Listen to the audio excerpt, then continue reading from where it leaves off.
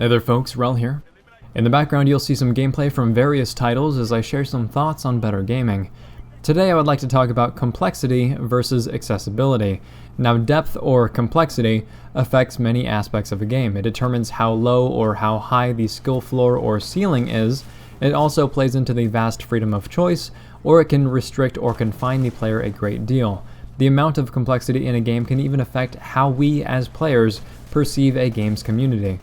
Because of that, I'm going to be talking about complexity versus accessibility instead of complexity versus simplicity, because anything can be simple. You can make an interface less complex and easier to use. You can make choices in a game all have the same outcome, being more simple, or you can make them deeply impact the route that the game takes, being more complex. That said, when talking about accessibility, we're discussing how much involvement you require from your audience to have a firm grasp on the game, and even how much involvement is actually possible. Accessibility can include things like paywalls as well, free-to-play versus pay-to-play and such, but we're going to avoid that aspect and then harp on the gameplay side of things instead, at least for this discussion. If you look at Heroes of Newerth, an unskilled player is going to completely destroy the experience for the rest of the team. There's a lot of heroes to learn, there's a lot of item combinations, builds, and general awareness of how the game progresses and what sort of strategy is needed at any given time. This is somewhat complex, and it takes a team. Because of that, it's very difficult to get into. Then if you look at Strife, which is another MOBA title in development right now by the same company, a lot of that complexity was stripped from the game. The ability to deny creeps was removed, gold income is shared across the entire team, the hero pool revolves around maybe 10 heroes, down from 100 or so in Heroes of Newerth. Lots of little elements were changed to make the experience much more accessible to a newer player. So the argument that always arises when seeing this kind of juxtaposition is that the more accessible a game is, the more that it's thought of to be for casual players. And to build on that, if you read Reddit or if you read the forums of your favorite game, anytime there's a change being made to your game, your favorite game, the one you've played in a while, when you see changes that lean more towards simplicity or enhancing the new player experience, in other words, accessibility, there's always this portion of the player base that cries out for the developers to stop watering down my game, stop dumbing down my experience, stop holding people's hands. And it's fine that people want things to have depth, complexity, and become a more involved experience, but where is the line, right? How do you know when to add complexity? How much of it should you add? Or how do you know when to remove some of that complexity and how much of it you should remove? In PlanetSide 2, the game is free to play. It relies on a huge number of players, so if you make the game too complex to the point where it turns off newer players, then you are effectively killing the experience for lots of other players. And when it comes down to it, you don't need an overly complex game to create a fun game, or even foster a successful competitive environment either. Counter-Strike is a great example of a game with a competitive scene and not a whole lot of complexity as far as first-person shooters go. You have your team, you have your map, you have your playbook, and that's pretty much it. The rest of it comes down to execution and player skill.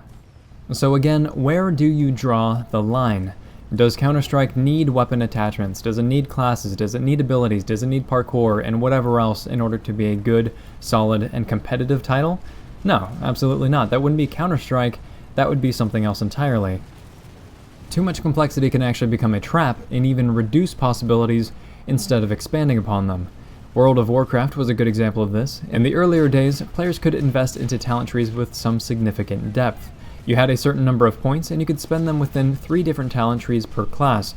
A handful of hybrid builds did exist, but it was more and more evident as time passed just how strong maxing out a single talent tree was. So then you saw the rise of cookie cutter builds that were basically the best at whatever they were geared for, and there was a little bit of leniency and the meta was always shifting as players geared up to figure out what better skill rotations were, and patches ended up changing the effectiveness of different abilities, but that's pretty much what it boiled down to. If you weren't cookie cutter X, you wouldn't have a place in a raid group. It was very exclusionary, not just for raid or competitive content, but for basically anything you wanted to do at max level. Arenas, instances, even solo questing to a certain degree. You were pigeonholed into one of a few specific setups. With the Burning Crusade and the Wrath of the Lich King expansions, the level cap was raised, the talent trees were made even larger, and despite having made a lot of changes to the ways that classes functioned, the problem still existed. but when Mists of Pandaria came out, they ended up making huge changes to the entire system. It's much more simple now.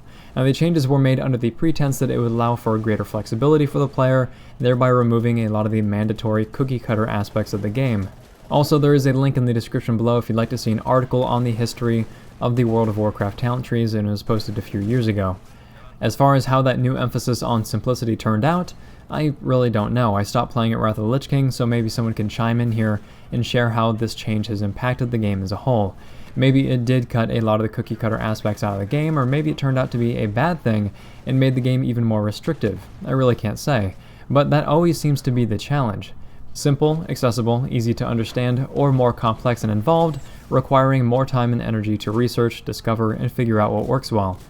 That said, is there any way to get the best of both worlds? Can I still have a game that is both very deep, as well as accessible and easy to understand? In Diablo 3, when you start a new character and you begin earning levels, you'll unlock different abilities, or ways to modify your abilities, and these abilities fall into different classes or groupings. And at first, things feel kind of restrictive. You earn one primary ability, then a secondary ability, and then maybe a hard-hitting offensive ability, and then a defensive one, then a utility, and pretty soon, you've filled up your short list of abilities and you don't have any room on your hotbar. Now, what the game is doing by giving you abilities of different types is that it's introducing the class to you, right? Introducing the flow of the game. It's saying that, hey, this is a pretty good balance, you will be successful using a setup like this. But if you're an experienced player and you're thinking to yourself, well, I don't really like or need my passive auras, I wish I could have more offensive abilities instead. You can actually do that. You just go into the options and then you enable elective mode, and then you get to mix and match your hotbar to your little heart's content. So the game introduces you to all of the ability types to frame the class, but at any time, you can opt into more complexity. And if you want to cross the gap and relate that to, say, PlanetSide 2, opting into additional complexity could be sacrificing your suit slot or even your secondary weapon to allow you to carry additional grenade types or utility items. Or maybe your main battle tank or your lightning can sacrifice its utility slot for another defensive slot option. Now, neither of those suggestions would be good for beginners, but a more experienced player would jump at the chance to shake things up. Do keep in mind though that when you add complexity, when you add more tools to the toolbox, you have the potential to create a greater gap between skilled and unskilled players.